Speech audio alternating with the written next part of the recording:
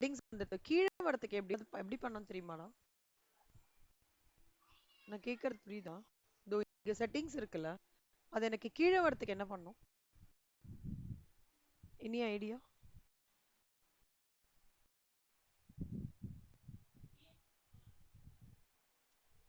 யாருக்கா தெரியுமா?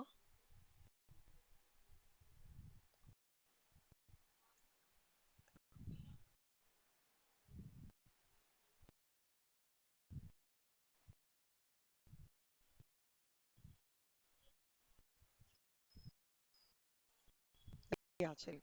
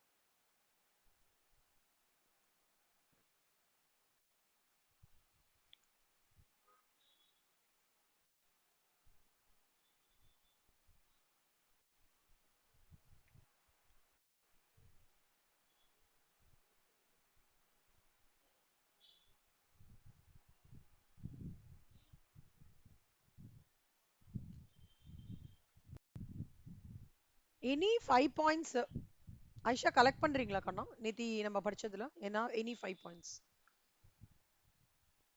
ம். ஆ.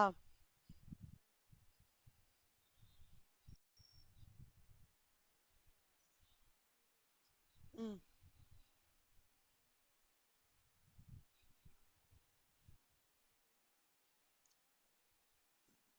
ம். Super, very good.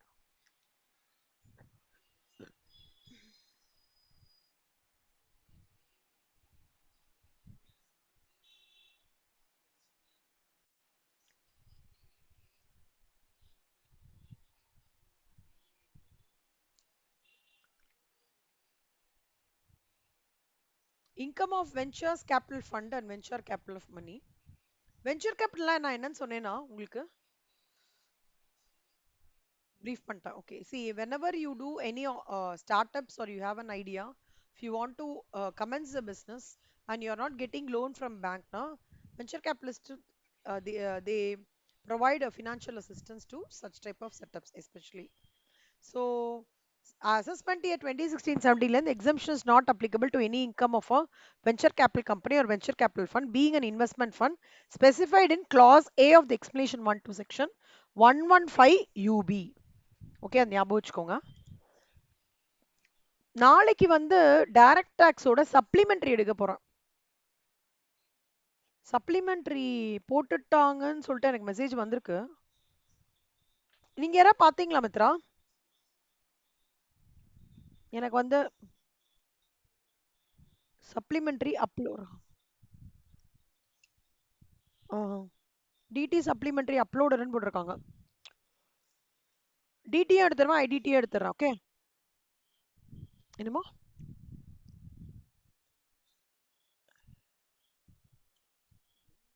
எல்லாமே டாச்சல்மா. இந்த ஜூனுக்கு உங்களுக்கு எதெல்லாம் நியூவா ஆட் பண்ணிருக்காங்க, எதெல்லாம் அப்ளிகபிள், டாக்ஸ் ரேட்ஸ், அப்புறம் வந்து டிடக்ஷன்ஸ்ல சிலது மாத்திருக்காங்க. Profits and gains of books.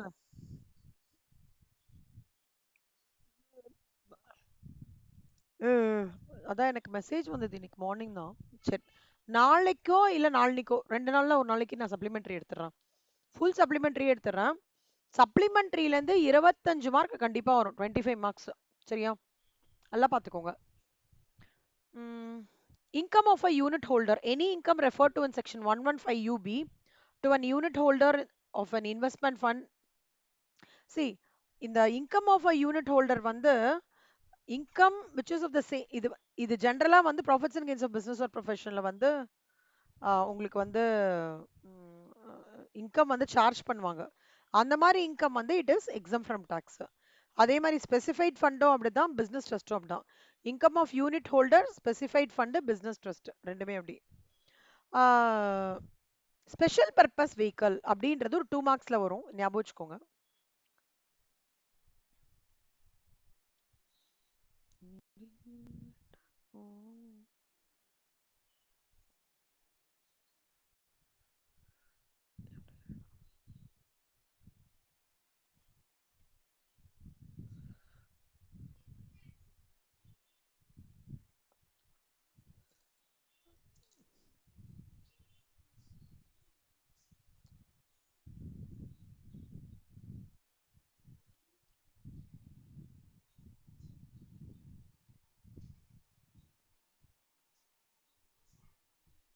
Supplementary எனக்கு ஒரு மெசேஜ் வந்திருக்குடா, எல்லாருக்கும் ஃபார்வர்ட் பண்றேன். Revised study material, revised work book, MCQ bank,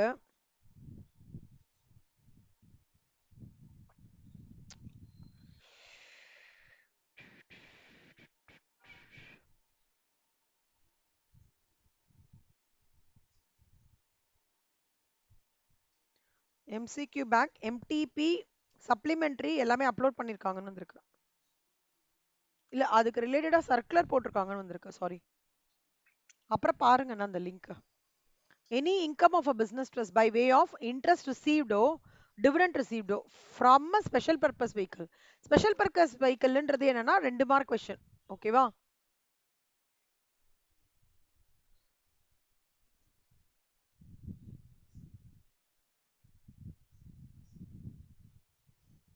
Two marks question.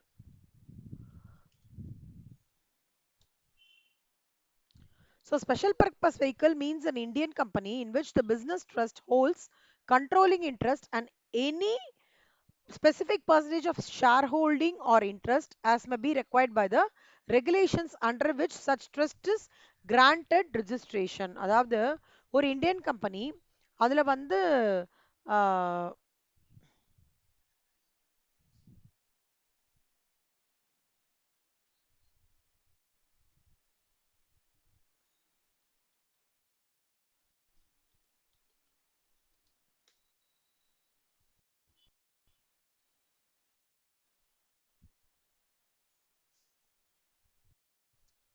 இது என்னது ஃபர்ஸ்ட் ஹைலாம் சொல்றேன். ஓகே,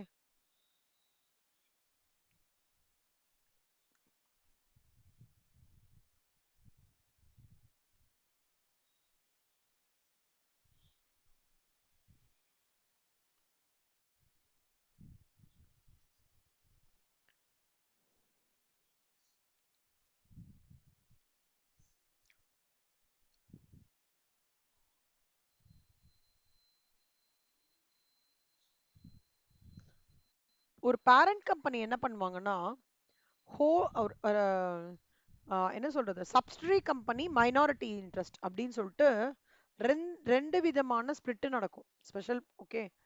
அப்போ இந்த ஸ்பெஷல் பர்பஸ் வெஹிக்கிள்ன்றது வந்து அந்த சப்சிடரி கீழே வரும். Okay, it is created by the parent company to isolate the financial risk. இப்போ வந்து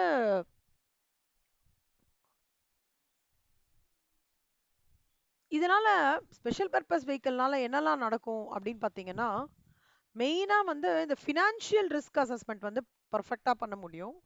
இன்னொன்னு வந்து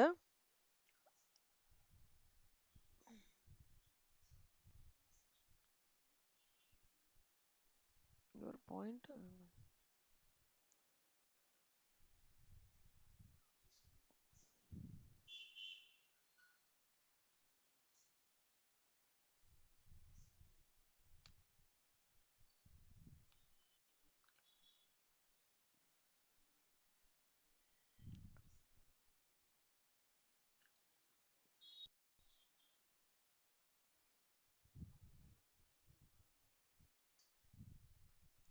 ம். இந்த ஸ்பெஷல் பர்பஸ் வெஹிக்கிள் வந்து என்ன அட்வான்டேஜ்னா, it's a special purpose vehicle is called as a special purpose entity. ஓகேவா? It's an entity or a financial vehicle corporation to fulfill the temporary objectives of an organization. Okay, இதோட main purpose ஞாபகம் வச்சுக்கோங்க கண்ணா.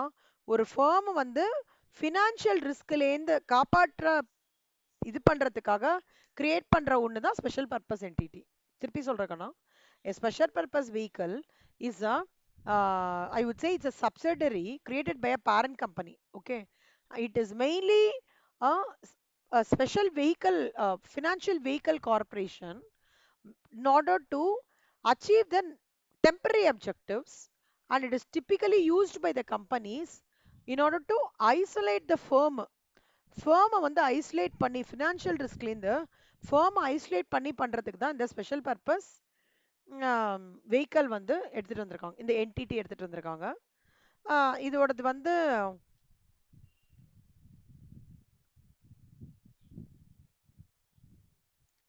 இதனால financial risk இதுவாகும், assets வந்து securitisation and perform separate financial transactions அது நடக்கும். நான் ஒரு எக்ஸாம்பிள் இது பண்ணினா பிக்கப் ஆக மாட்டேங்க.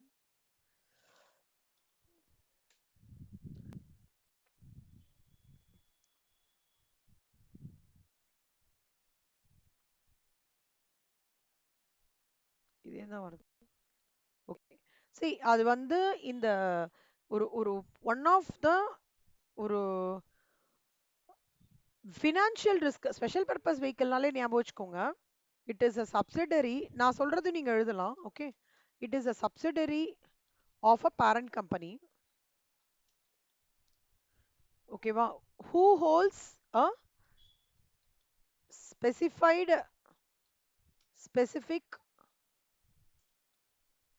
Percentage of share holding or interest. Okay, இவங்க வந்து மெயினா it is created to protect the company from financial risk. இதுவும் எழுதலாம், இந்த பாயிண்ட்ஸ் எழுதலாம். ஒருவேளை உங்களுக்கு இதுக்கு டஃப்பாக இருந்ததுன்னா இது எழுதிக்கோங்க. 2 marks question, there is MCQ கொஸ்டின்ல வரும். ஸோ நல்லா ஞாபகம் வச்சுக்கோங்கண்ணா. Income of the business trust வந்து by way of interest receive or receivable from SPV or dividend receive or receivable from எஸ்பிவினா it is completely exempt from tax. Real estate investment trust அதுவும் by way of renting leasing letting அவுட்னாலும் exempt from tax.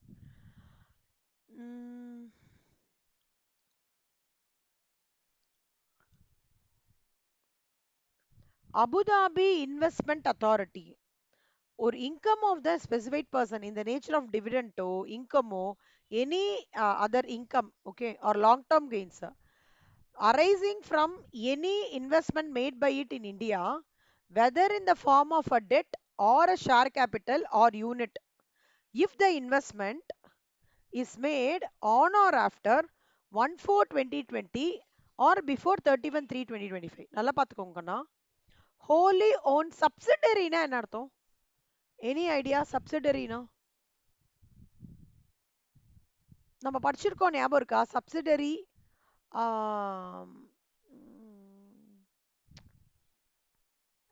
Associate joint venture 3 வார்த்தை லால.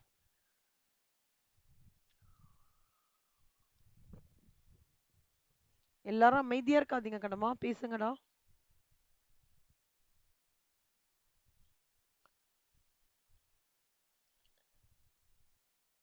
Okay, connect ஆயிருக்கிறது எவ்வளோடா connect ஆயிருக்கும்? Connect ஆயிருக்கு, correct. எவ்வளவு தூரம் கனெக்ட் ஆயிருக்கும்? பார்ட்னர்ஸ் மாதிரி. Okay, almost you right. See இந்த மூணுத்துக்கும் எப்பவுமே வித்தியாசம் தெரிஞ்சுக்கோங்க.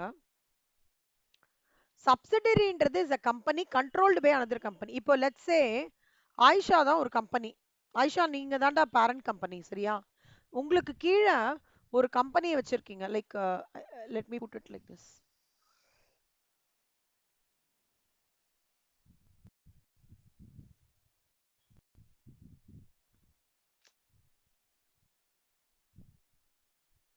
இப்போ ஆயிஷா கம்பெனி, ஆயிஷா கீழே ஒரு கம்பெனி இருக்கு. 70% ஹோல்டிங் வச்சிருக்காங்க. Okay, 30% minority interest. So the Aisha is holding 70 percentage, okay, of a subsidiary company. இல்ல, I will put it like this. ஒரு subsidiary கம்பெனிய ஆயிஷா கம்பெனி வந்து 70% ஹோல்ட் பண்றாங்க. ரிமைனிங் 30% மத்த கம்பெனிஸ் ஹோல்ட் பண்றாங்க.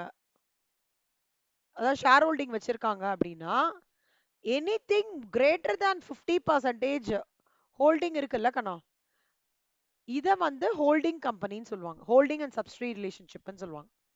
அதுவே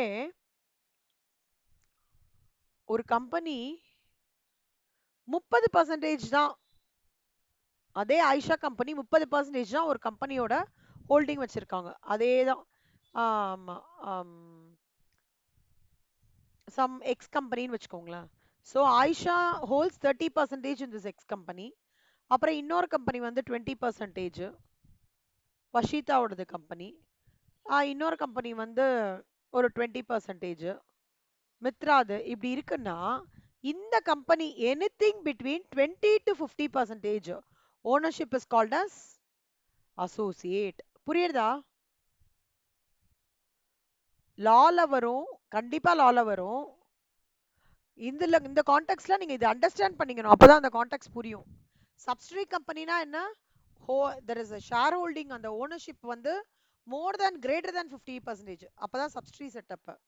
anything that that is basically ranging between 20 to 50% of ownership இருக்குன்னு வச்சுக்கோங்க, that will be in a associate. okay, joint ventureன்றது வந்து it's a business arrangement. இன்டர்னலாவே 1:1 லாபத்துல வந்து நம்ம வந்து கிராக்கர் பிசினஸ் பண்ணலாம், 1:1 லாபத்துல வந்து நம்ம பானா பிசினஸ் பண்ணலாம் அப்படின்லாம் சொல்றாங்க இல்லையா?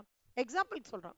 So 2 or more parties jointly control an entity. However, they will have a profit sharing ratio predominantly with the equal ownership. புரிஞ்சுதா? ஜாயிண்ட் வெஞ்சர், சப்சிடரி, அசோசியேட்டா? வேற டவுட் இருக்கா?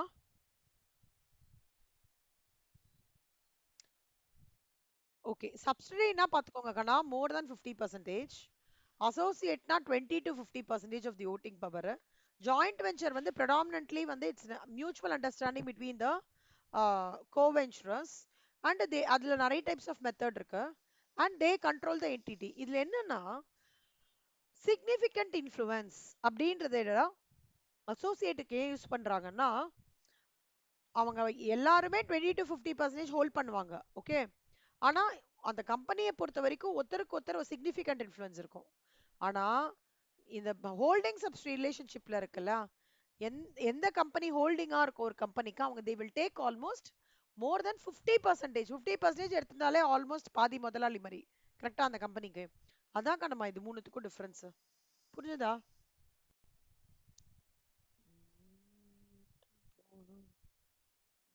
சொல்லுங்க கண்ணா. என்னமா?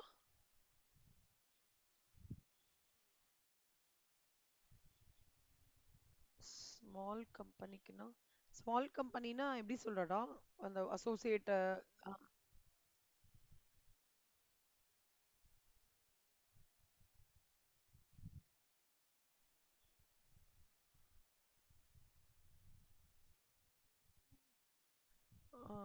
நான் படிச்ச வரைக்கும் 15% கீழன்னு படிச்சேன்டா.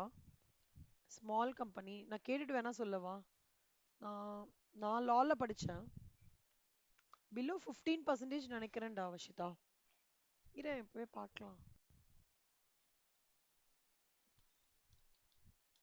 நாங்க எங்களுக்கு இப்ப ஃபைனல்ல வருது. ஃபைனல்ல வந்து small company, final associate subsidiary, இது 1% கம்பெனி. ஸ்மால் கம்பெனி வந்து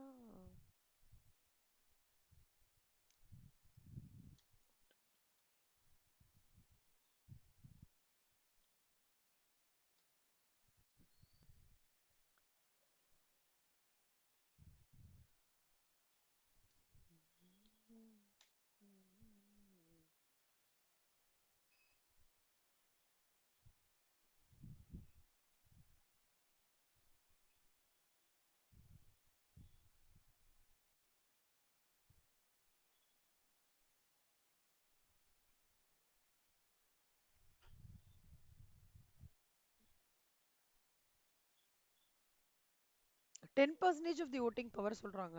இல்ல ஆனா ஸ்மால் கம்பெனி கிடையாது.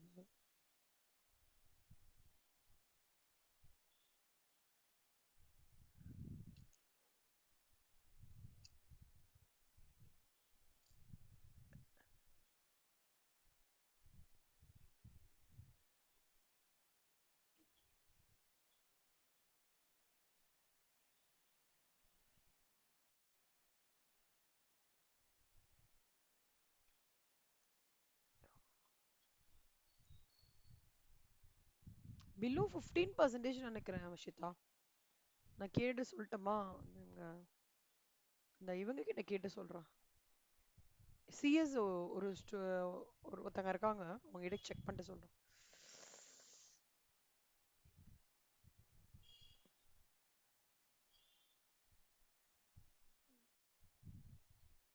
நான் கேட்டு சொல்றேன்டா. ஓகேவா? ஒரு insurance.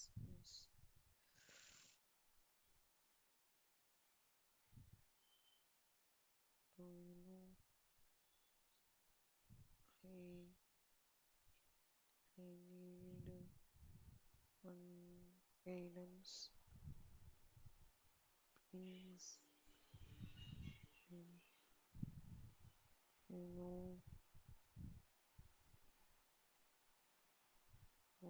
voting proportion for small company India. நான் கேட்டிருக்கேன்டா. பார்க்கலாம்.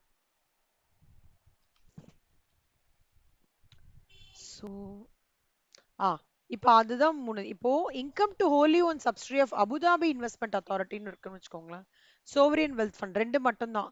Either nature of dividend interest. Okay. From an investment made whether in the form of share capital is made on or after 2020 but before 31/3/2025 or at least 2 years வச்சிருக்காங்க அப்படின்னா they are completely exempt from tax. இது வந்து இது எப்படி கேட்பாங்கன்னா, ஆஹ், இந்த குட்டியா வந்து ஒரு கேஸ் ஸ்டடி மாதிரி கொடுத்துட்டு, ஓகே, அந்த அபுதாபி அந்த இன்வெஸ்ட்மெண்ட் அத்தாரிட்டிக்கும் சோவரியன் வெல்த் ஃபண்டுக்கும் அந்த ரிலேட்டட் கேஸ் ஃபண்ட் மாதிரி கொடுத்துட்டு அப்படி கொடுப்பாங்க.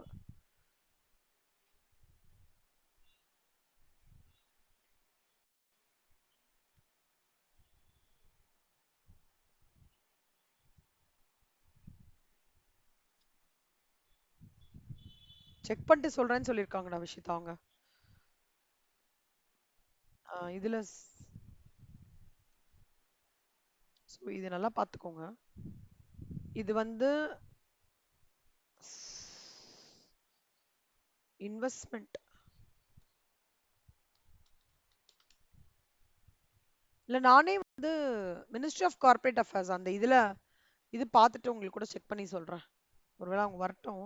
அவங்க அப்படியே ஹேண்டியா வச்சிருப்பாங்க, அதனால. நான் பேங்கிங் ஃபினான்ஷியல் கம்பெனி. நான் பேங்கிங் ஃபினான்ஷியல் கம்பெனினா என்னடா அர்த்தம்?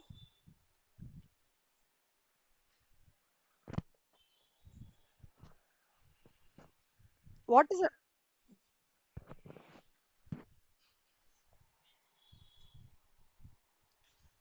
நான் பேங்கிங் ஃபினான்ஷியல் கம்பெனி வந்து இன்சூரன்ஸ் கம்பெனியா?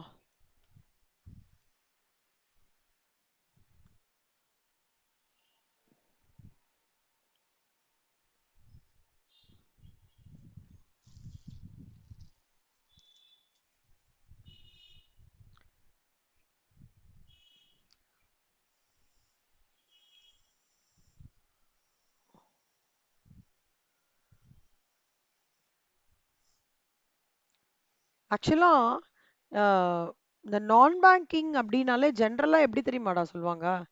இந்த ரிசர்வ் பேங்க் ஆஃப் இந்தியாவோட ரூல்ஸ் அண்ட் ரெகுலேஷன்ஸ் இருக்குல்ல, ஃபுல் ஃபிளெஜ்டா ரிசர்வ் பேங்க் ஆஃப் இந்தியாவோட ரூல்ஸ் அண்ட் ரெகுலேஷன்ஸ் வந்து இவங்களதுல ஃபுல்லப்பா கவர் ஆகாது நான் பேங்கிங்ன்றது.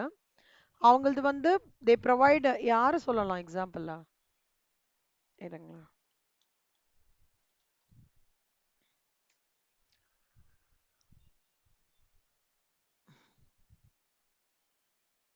ஆ இவங்க தான் கரெக்ட். ஸ்ரீராம் ஃபினான்ஸ் இருக்குல்ல, அது நான் பேங்கிங் ஃபினான்சிங் கம்பெனி. ஓகேவா கண்ணா? சி இவங்க நான் பேங்கிங் ஃபினான்ஸ், இவங்க வந்து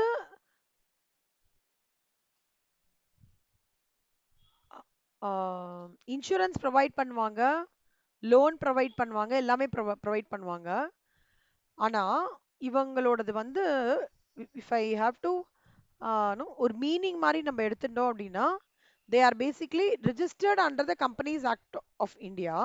but not all the rules of RBI வந்து இவங்களுக்கு இவங்களது வந்து பர்வியூல வராது. பட் தே இப்போ ப்ரொவைட் ஃபினான்ஷியல் சர்வீசஸ். இவங்களுக்கு வந்து பேங்கிங் லைசன்ஸ் கிடையவே கிடையாது, ஞாபகம் வச்சுக்கோங்கன்னா. என்பிஎஃப்சிக்கு இன்னும் பேங்கிங் லைசன்ஸ் கிடையாது. இவங்களால வந்து லோன் கொடுக்க முடியும், கிரெடிட் ஃபெசிலிட்டிஸ் எல்லாமே கொடுக்க முடியும், அதில் ப்ராப்ளமே கிடையாது. இப்போ எக்ஸாம்பிள்ஸ் பார்த்தீங்கன்னா இதில் எதெல்லாம்டா கேள்விப்பட்டிருக்கீங்க என்பிஎஃப்சிஸ்ல? ஆயிஷா நீங்க சொல்லுங்க. இந்த லிஸ்ட் ஆஃப் இருக்குல்ல, முத்தூட், ஸ்ரீராம், இல்ல எதெல்லாம் கேள்விப்பட்டிருக்கீங்க?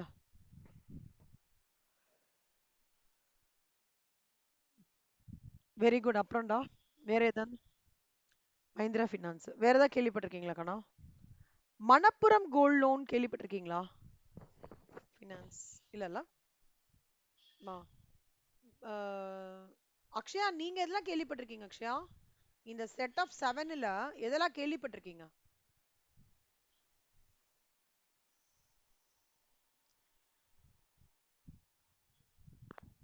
கெத்துடா நீனு பா. ஆ சூப்பர். அப்புறம்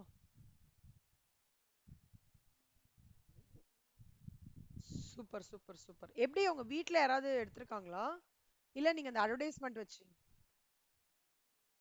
super super very good. Mitra நீங்க? மித்ரா உங்க நீங்க வந்து எல்லாமே கேள்விப்பட்டிருக்கணும் மித்ரா. கேள்விப்பட்டிருக்கீங்க. Very good super. நீங்க எப்பவாவது இஃப் யூ மீட் தாத்தா, டாக் டு தாத்தா அபவுட் அவர் தாத்தா ஏதாவது என்பிஎஃப்சில லோன் எடுத்திருக்காரா என்னன்னு சும்மா செக் பண்ணி பாருங்க. வஷிதா நீங்க கண்ணா?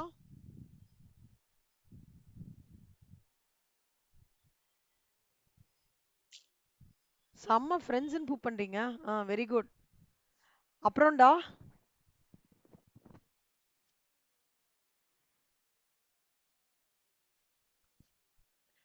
நீங்க அப்பா கிட்ட கேளுங்க. யாராவது உங்க ரிலேட்டிவ் யாராவது இதுல என்பிஎஃப்சி கண்டிப்பா பிசினஸ் பீப்புள் கண்டிப்பா எடுத்திருப்பாங்க கண்ணா. இப்ப நாங்க வந்து இந்த மணப்புரம் கோல்டு லோன் இருக்குல்ல ஃபினான்ஸ், அதுல என்னோட பிரதரோட ரிலேட்டிவ் ஒருத்தங்க, அது எனக்கு தெரியும். அதுல அவங்க வந்து அவங்க அது கோல்டு லோன்ஸ் வந்து மணப்புரம் ஃபினான்ஸ் லிமிடெட்ல கோல்டு லோன்ஸ் வந்து ரொம்ப ஃபேமஸ். அங்க பார்த்துருக்கேன். அப்புறம் இந்த டாடா கேபிட்டல் வந்து எல்லாமே கொடுக்குறோம், டாடா குரூப்போடது. ஸ்ரீராம் வந்து சிட் ஃபண்ட்ஸ்ன்னு இருந்தது. அதான் நான் சின்ன வயசுல இருக்கும்போது, நான் ஃபிஃப்த் ஸ்டாண்டர்ட்லாம் இருக்கும்போது எங்க வீட்ல வந்து சிட்டுக்காக இது பண்ணி கூட்டிட்டு போவாங்க. சிட்டு கட்டணும், ஏலம் எடுக்கிறது. கேள்விப்பட்டிருக்கீங்களா ஸ்ரீராம் சிட்ஸ்? அதுக்கப்புறம் நான் ஸ்ரீராம் டிரான்ஸ்போர்ட் ஃபினான்ஸ் கம்பெனி லிமிடெட்ல இன்டர்வியூ அட்டன் பண்ணேன். சிடபிள்யூ இன்டர் முடிச்ச உடனே அங்க வந்து பட்ஜெட்டிங் ரோலுக்கு இன்டர்வியூ அட்டன் பண்ணேன். எனக்கு வந்து ஃபார்ச்சுனேட்டா கிடைச்சிடுது. பட் அதோட பெட்டர் ஆஃபரா இருந்ததுனால அங்க போல. அங்க வந்து டிப்பிக்கலி எப்படின்னா ஒரு Indian working style completely. And நம்மளோட இந்தியன் அப்ளிகபிள். இப்போ வந்து என்பிஎஃப்சிஸ்னா என்ன, எப்படி இது ஆப்ரேட் ஆகும், எப்படி வந்து பேங்க்குக்கும் என்பிஎஃப்சிக்கும் அந்த மாதிரி கேள்விலாம் என்ன கேட்டாங்க. அப்போ நான் அதை பற்றி நான் தெரிஞ்சுக்கும் போது நிறைய விஷயங்கள் தெரிஞ்சுனேன். இவங்களது எப்படின்னா கோரா இவங்களது வந்து நான் லோன்ஸ் கண்ணா. ஓகே. அதுக்கப்புறம் ஸ்லோவா என்ன பண்ணாங்கன்னா லைக் கிரெடிட் ஃபெசிலிட்டிஸ். அதுக்கப்புறம் வந்து ஸ்ரீராம் இன்சூரன்ஸும் இப்போ எடுத்துட்டு வந்திருக்காங்க. லைக் இப்போ நான் சொன்னது பிஃபோர் 7 8 இயர்ஸ் பிஃபோர் எடுத்துட்டு வந்திருக்காங்க. ஓகே. ஆனா இந்த டிரான்ஸ்போர்ட் ஃபினான்ஸ் வந்து இவங்க கொடுக்கறது மெஜாரிட்டி பார்த்தீங்கன்னா small truck owners. Small truck owners பார்த்துருக்கீங்களா? இந்த இந்த வில்லேஜ் சைட்லலாம் அவங்க வந்து அந்த கூட்ஸ் ஏத்திட்டு போறதுக்குலாம் வருவாங்கல்ல, ஆம், கரிகாலாம் ஏத்திட்டு போய் ஒரு இதுலேருந்து வில்லேஜ்லேருந்து சிட்டிக்கு கொடுக்குற அந்த ட்ரக் யூஸ் பண்ணுவாங்கல்ல, ஸ்மால் ட்ரக்கு பார்த்துருக்கீங்களா? அந்த மாதிரி இவங்களுக்குலாம் வந்து இவங்க பயங்கரமா ஸ்ரீராம் டிரான்ஸ்போர்ட் பயங்கரமா ஹெல்ப் பண்றாங்க. அது தெரியும். மஹிந்திரா ஃபினான்ஸ் வந்து கெத்து, ஆட்டோமொபைல்ஸ், டிராக்டர், அந்த மாதிரி கமர்ஷியல் வெஹிக்கிள் ஃபினான்ஸ். ப்ரொசீஜரும் ரொம்ப சிம்பிளிஃபைடா இருக்கும் இவங்களதெல்லாம். ஃபர்ஸ்ட் என்பிஎஃப்சிஸ் அப்படின்னா என்னன்னா, they are the companies registered under companies act of India. ஆனா இதுல என்ன ட்விஸ்ட்னு நான் சொல்லிடுறேன்.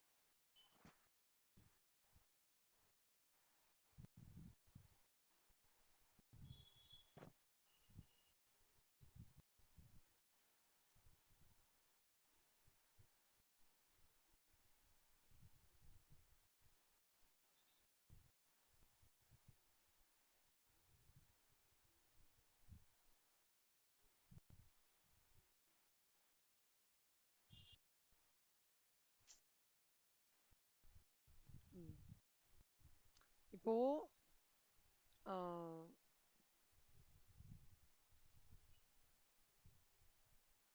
ஆ இங்க பாருங்க கண்ணா, என்பிஎஃப்சி வந்து டிமாண்ட் டெபாசிட்ஸ் அக்செப்ட் பண்ண முடியாது.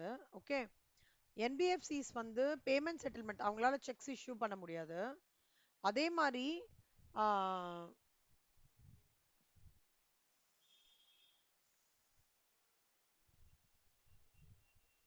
இந்த என்பிஎஃப்சிஸோடது எந்த இதுவுமே வந்து ரிசர்வ் பேங்க் ஆஃப் இந்தியா வந்து ரெகுலேட் பண்ண முடியாது. ஓகேவாடா? அதுதான் வந்து ஆர்பிஐ வந்து பேங்க்குக்கு கொடுக்குறான் இல்லையா, பேங்க்கு கொடுக்குற ஃபுல் அப்ரூவல் வந்து என்பிஎஃப்சிக்கு கிடையாது. ஸோ என்பிஎஃப்சின்றது வந்து they are called as non banking financial institution and they are been registered and companies act. But அவங்க வந்து ஃபுல் பர்வே ஆஃப் ஆர்பிஐக்கு வராங்களா பாருங்க. Does the reserve bank of India regulate all the financial கம்பெனிஸ்னா? No. Okay. அதாவது like housing finance companies, merchant banking, stock exchanges, companies engaged in the business of stock broking, sub-broking, venture capital fund companies, nidhi companies, insurance companies, and chit fund companies are NBFCs, but they have been exempted from the requirement of registration under section 45A IA of the RBI. அப்படின்னா என்ன அர்த்தம்னா, ஆஹ் அப்படின்னா என்ன அர்த்தம்னா, இவங்க reserve bank of India எவ்வளோ தூரம் bank regulations கொடுத்துருக்காங்களோ அவ்வளோ தூரம் என்பிஎஃப்சிக்கு கிடையவே கிடையாது. புரிஞ்சுதாடா? You should compulsory know about NBFCs before getting to understand about the their exemptions. இப்போ ஒரு ஐடியா கிடைச்சிருத்தா என்பிஎஃப்சினா? ஆயிஷா, அக்ஷயா, மித்ரா, வஷிதா, ரொம்ப இம்பார்ட்டன்ட் செல்லம் என்பிஎஃப்சி. என்பிஎஃப்சி அகைன் வந்து நீங்க you all will take up a detailed study in stage 2. So இது நல்லா பார்த்துக்கோங்க. இவ்வளவு தூரம் படிக்க வேண்டாம், பட் என்னன்றது நான் சொல்றேன்.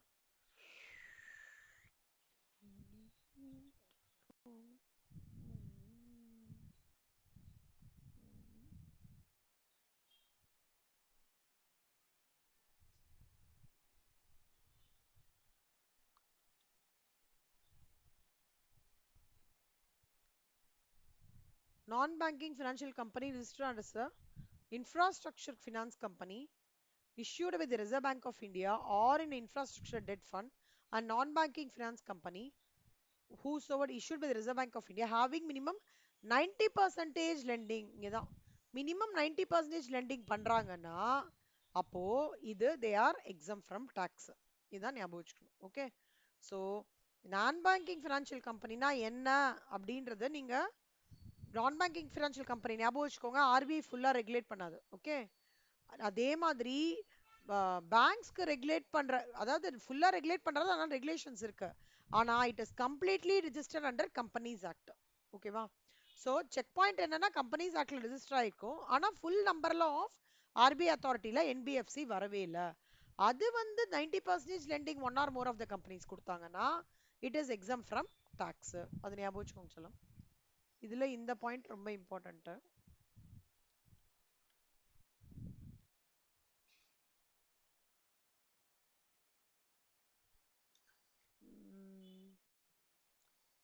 ஆ கேபிட்டல் கெயின்ஸ்னா என்னடா அர்த்தம்? மித்ரா நீங்க சொல்லுங்க மித்ரா.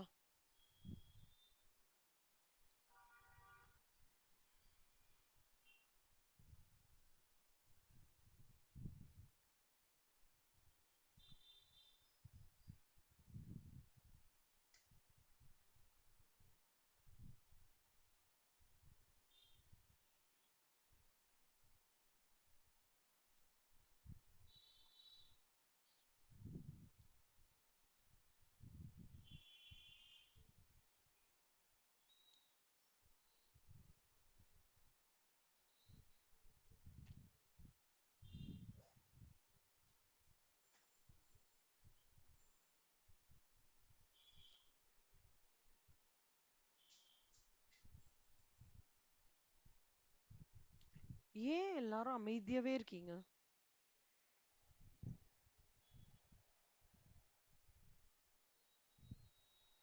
அக்ஷயா, ஐஷா, மித்ரா. மித்ரா உங்களுக்கு தெரிஞ்சிருக்குமே கண்ணா கேபிட்டல் கெயின்ஸ்னா.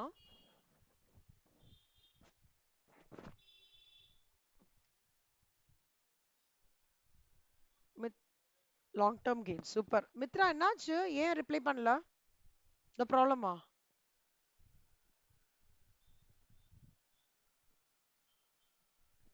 இருக்காங்களா மித்ரா லைன்ல? போயிட்டாங்களா?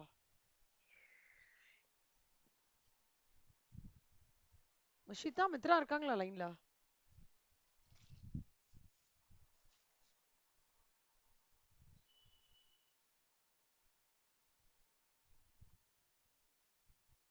ஓ சரி சரி சரி, ஓகேடா. Long term gains capital gains வந்து கரெக்டா கண்ணா. ஓகே. சிலம் ஒரே ஒரு நிமிஷங்களா, ஒரே நிமிஷம். ஸோ கேபிட்டல் கெயின்ஸ்ன்றது என்னன்னா ஒரு அசட்டை வாங்கி, ஓகே, அதை வித்ததுக்கு அப்புறம் அதன் மூலமா ஒரு லாபம் கிடைக்கிறதுல அதுக்கு பேர் தான் கேபிட்டல் கெயின்ஸ்னு சொல்லுவாங்க. Okay. The capital gains of the resultant fund அப்படின்னா any income of the nature of capital gains arising or received by a non-resident or a specified fund which is on the account of transfer of a share of a company resident in India. நல்லா நினைச்சுக்கோங்க. ஒரு capital gains income அது ஒரு non ரெசிடென்ட்டோ இல்ல or received by specified fund, அதாவது which is an account of transfer of ஒரு ஒரு ரெசிடென்ட் இன் இந்தியா ட்ரான்ஸ்ஃபர் பண்றாங்க பை த ரிசல்டன்ட் ஃபண்ட்னு வச்சுக்கோங்க, or a specified fund. Then in such cases, such shares, whatever is transferred from the original funder or from its own special purpose vehicle, இது எல்லாமே வந்து completely exempt from tax. ஆனா where the capital gains on such shares were not chargeable to tax if that relocation had not taken place. Relocation ஆகல அப்படின்னா அந்த capital gains on shares வந்து chargeable இல்ல. Otherwise, normal circumstances, any capital gains of a resultant fund. Resultant fundன்றது ஒண்ணும் இல்ல, அந்த நான் ரெசிடென்ட்க்கு வருது, ரெசிடென்ட் இன் இந்தியா கிட்ட இருந்து வருது அப்படின்னா it is exempt from tax. அவ்வளவுதான் சிம்பிள். ட்ரேட் யூனியன், ட்ரேட் யூனியன்னா என்ன Mitra? So sorry Vashitha.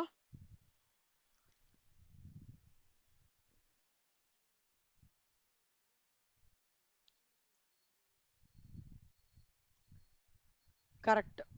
So any income chargeable under the heads income from house property or income from other sources of a registered union within the meaning of Indian Trade Unions Act 1926 formed for the purpose of regulating the relations between workman and employees or between workman and workman. உண்மையில income of trade union இப்போ வந்து ஃபர்ஸ்ட்ல இதே மாதிரி ஒன்று படிச்சோம். ஒரு நிமிஷம். நான் எங்கெல்லாம் ஸ்பெசிஃபிக்கா சொல்லியிருக்கேனோ அந்த இது மட்டும் கோத்ரூ பண்ணிக்கோங்க போதும்.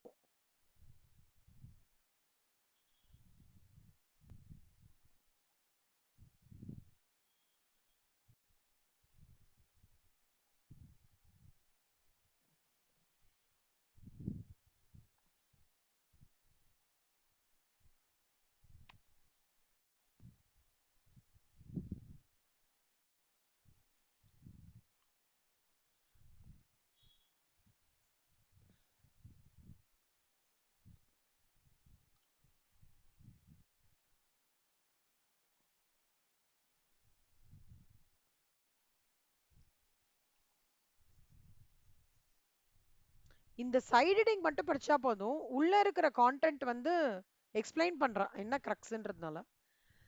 இப்போ RPF, superannuation fund, approved gratuity fund எல்லாமே exempt from tax. Employee state insurance fund அது எக்ஸாம் ஃப்ரம் டாக்ஸ். ஷெட்யூல்டு ட்ரைப்னா கம்ப்ளீட்டா எனி மெம்பர். டிவிடெண்ட் ஜென்ரலா இப்போ இந்த இன்கம்னா ரெண்டு விஷயம் தான்டா. ஒன்று இன்ட்ரெஸ்ட் ஆன் இன்வெஸ்ட்மெண்ட்ஸாக இருக்கணும், இது டிவிடெண்டாக இருக்கணும், ரெண்டு தான். அது exempt from tax. Income of Sikkimese ஜென்ரலா is exempt from any source in the state of Sikkim or by way of dividend or interest in securities. Income of an agriculture produce market committee அது which has been created for the purpose of regulating the marketing of agriculture produces exempt. அப்புறம் interest of members of minority committee அதே மாதிரி ex serviceman அவங்களோட life upliftment பண்றதுக்காக income of corporation whatever is derived for the வெல்ஃபேர்னா அதுவும் exempt from tax. Specified boards கேள்விப்பட்டிருக்கீங்களா? Coffee board, rubber board, tea board, tobacco board, மெரனு இந்த போர்ட்ஸோட any income whatever is accruing is exempt from tax. Subsidies tea board கிட்ட இருந்தோ இல்லை coffee board கிட்ட இருந்தோ எந்த சப்சிடிஸ் டிரைவ் பண்ணாலும் exempt from tax. Minor income up to 1500 is exempt in respect of each minor child whose income is clubbed under section 64 subsection 1A. அது ஞாபகம் வச்சுக்கோங்க செல்லம். பைபேக் ஆஃப் ஷாஸ்னா என்னடா அக்ஷயா? பைபேக் ஆஃப் ஷாஸ்னா என்னடா?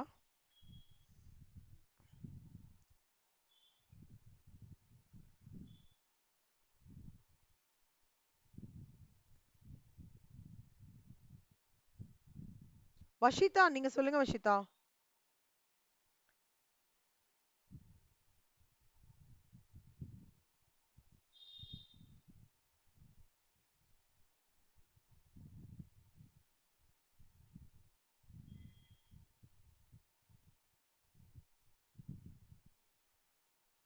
என்னாச்சுடா யாருமே ஓபன் பண்ண மாட்டேங்கிறீங்க, என்னாச்சு தெரியலையா? பைபேக் ஆஃப் ஷாஸ்னா என்ன?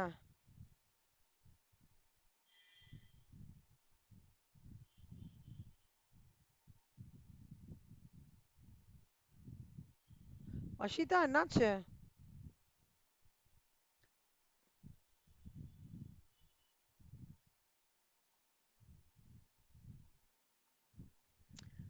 Okay.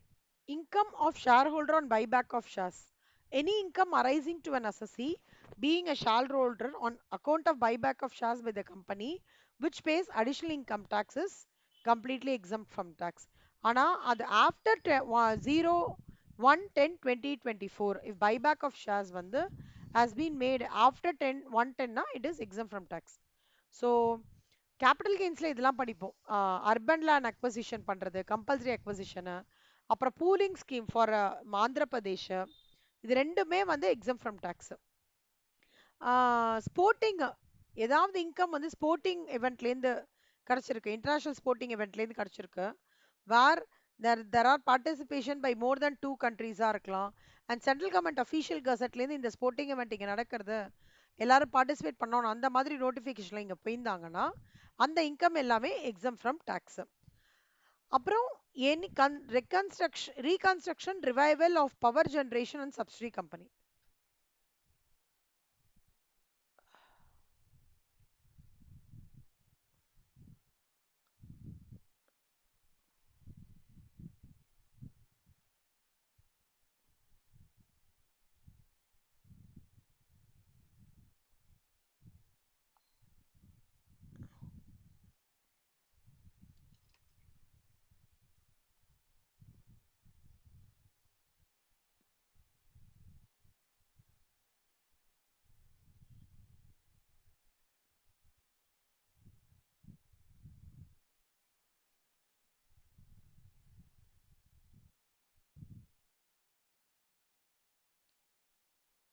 எது வரைக்கும் உங்களுக்கு கேட்டது கிளியரா வஷிதா? அக்ஷயா, ஆயிஷா எது வரைக்கும் கேட்டது கண்ணா?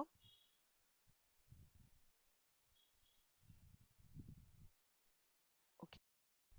ட்ரேட் யூனியனா? ஐயோ,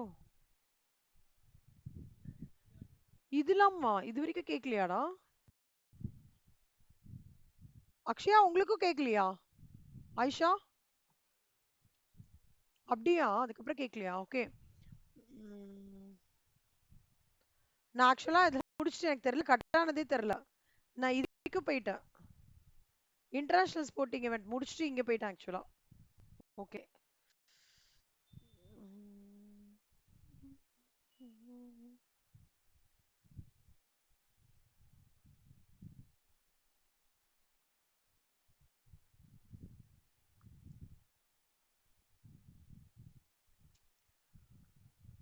so trade union, income of trade யூனியன்றது வந்து any incomes whatever chargeable under the heads income from house property and income from other sources of a registered union within the meaning of Indian Trade Unions Act 1926 for the purpose of regulating the relations between workmen and employees.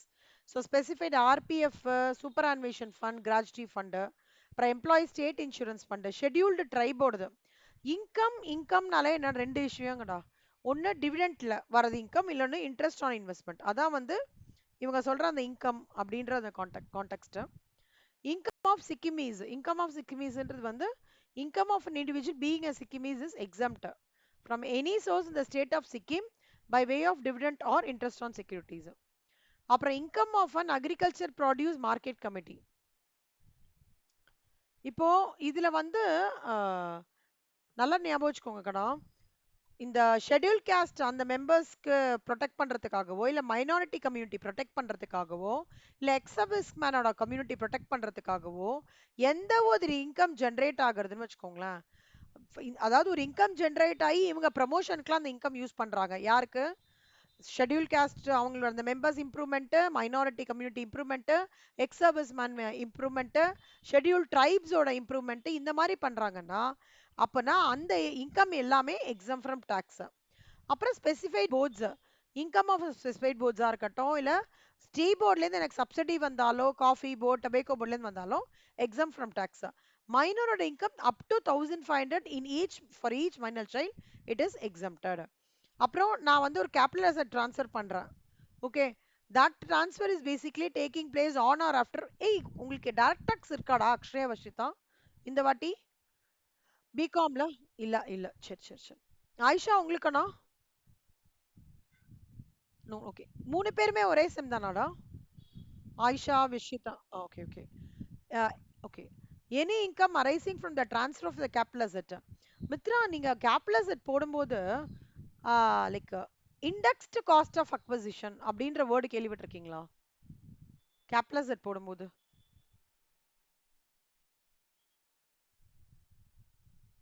borrowing காஸ்ட்ல இல்லடா Selma, direct டாக்ஸ்லயே capital gains படிக்கும்போது, capital gains chapter படிக்கும்போது cost of index அதாவது 2002க்கு 100ன்னு கொடுத்துருப்பாங்க. பார்த்துருக்கீங்களா? எல்லாமே பார்த்தீங்கன்னா சொல்லுமா, கேபிட்டல் கெயின்ஸை பொறுத்த வரைக்கும் எல்லாரும் பார்த்து நினச்சிக்கோங்க, எல்லாரும் அண்டர்ஸ்டாண்ட் பண்ணிக்கோங்க. கேபிட்டல் கெயின்ஸை பொறுத்த வரைக்கும் ஒரு பெரிய டிராஸ்டிக் டிரான்ஸ்ஃபர்மேஷனே 2002ல தான் வந்தது. அதனால தான் பார்த்தீங்கன்னா நிறைய சம்ஸ் வந்து உங்களுக்கு 2002லேருந்து தான் லைக் அந்த லாங் டேர்ம் கேபிட்டல் அசஸ்மெண்ட்ல காஸ்ட் ஆஃப் இண்டெக்ஸ் 2002 அப்போ 100 அதுலேருந்து தான் ஆரம்பிச்சிருப்பாங்க. அதுக்கு முன்னாடி ஏதாவது நடந்ததுன்னா அதுக்கு வந்து காஸ்ட் ஆஃப் இண்டெக்ஸ் கொடுத்துருக்க மாட்டாங்க. ஸோ அந்த மாதிரி units on or after first day ஏதாவது ட்ரான்ஸ்ஃபர் ஆஃப் கேபிட்டல் அசெட் நடந்ததுன்னா அது கம்ப்ளீட்டாக வர இன்கம் வந்து under section 64 okay it's exempt from tax. அப்புறம் பைபேக் ஆஃப் ஷேர்ஸ்னா என்னடா? மித்ரா, வர்ஷிதா, அக்ஷயா, பைபேக் ஆஃப் ஷேர்ஸ்னா என்ன சொல்ல?